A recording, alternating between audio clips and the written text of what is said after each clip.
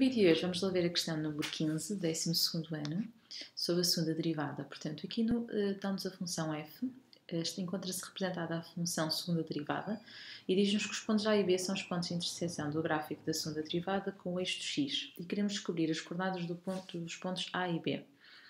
Então vamos ter que começar por fazer a primeira derivada, ou seja, então ficava f' de x, vai ficar 2x vezes x ao quadrado mais 1, menos x ao quadrado, vezes a derivada do de baixo, que é 2x, a dividir pelo que está em baixo ao quadrado. Então vai-nos dar 2x ao cubo, mais 2x, menos 2x ao cubo, a dividir por x ao quadrado mais 1 ao quadrado. Ou seja, fica 2x sobre x ao quadrado mais 1 ao quadrado. De seguida fazemos a segunda derivada.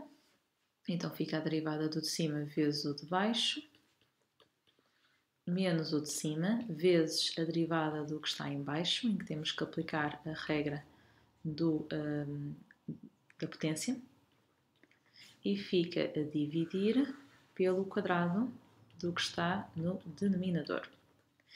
Aqui podemos tirar um x ao quadrado mais 1 a cada um e vai sobrar 2 vezes x ao quadrado mais 1 menos 8x ao quadrado a dividir por x ao quadrado mais 1 ao cubo, ou seja, vai ficar 2 menos 6x ao quadrado a dividir por x ao quadrado mais 1 ao cubo.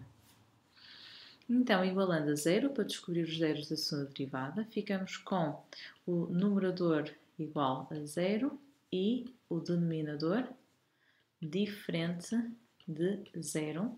E isto é considerada uma condição universal, uma vez que o denominador nunca se anula. Aqui vamos ficar que x ao quadrado seria igual a 1/3, ou seja, que x vai ser igual a mais ou menos raiz de 3 sobre 3 já racionalizado. O ponto A era o que tinha a abscissa negativa e o ponto B, como é o que tem a abscissa positiva, então estão determinadas as coordenadas dos pontos A e B. Este estudo vai nos ajudar para a 1.2, onde queremos fazer o estudo da função f quanto ao sentido das concavidades.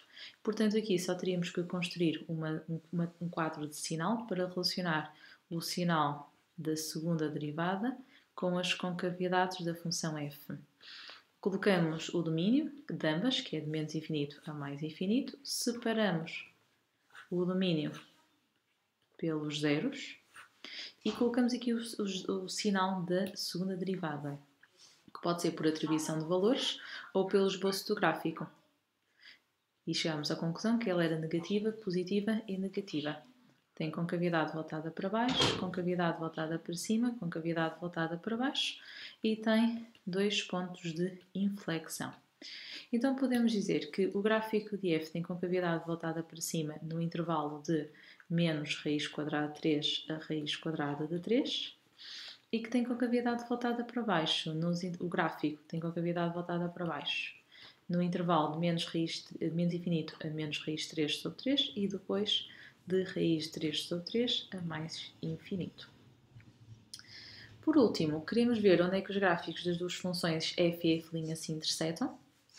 Então significa que vamos fazer o f de x igual a f' de x. A função f era a que tínhamos no enunciado, que é x ao quadrado sobre x ao quadrado mais 1. A primeira derivada é 2x sobre x ao quadrado mais 1 ao quadrado. Uma vez que este denominador nunca se anula, eu vou encontrar o mesmo denominador e vou cortar o denominador. Então vai ficar x à quarta mais x ao quadrado igual a 2x.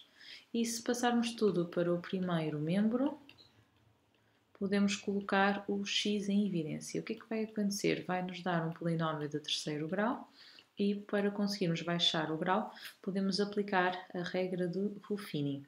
Uma vez que lhe falta o termo de segundo grau, colocamos 0. E para descobrir o valor para o qual devemos dividir ali para aplicar a regra do Ruffini, podemos tentar com os divisores do termo independente. Pretendemos que um desses divisores nos dê 0 quando fizermos a divisão. Eu vou testar com o 1 e ao fazer aqui a conta 1 vezes 1 dá 1, somamos, 1 vezes 1 dá 1, somamos, 1 vezes 2 dá 2 e de facto deu resto 0.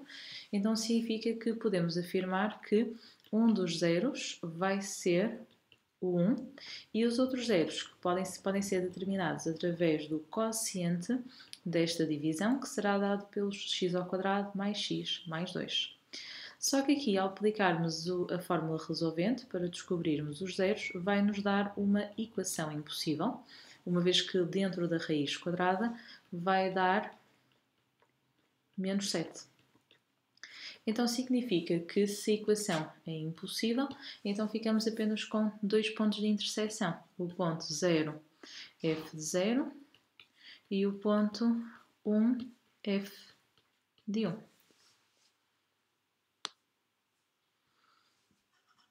Na última pergunta, diz-nos que a função tem um máximo em 3, então podemos afirmar que a primeira derivada do ponto 3 é igual a 0. E se tem um máximo, então também podemos afirmar que a função terá que ter concavidade voltada para baixo ao passar no ponto 3, o que faz com que a segunda derivada nesse ponto seja negativa.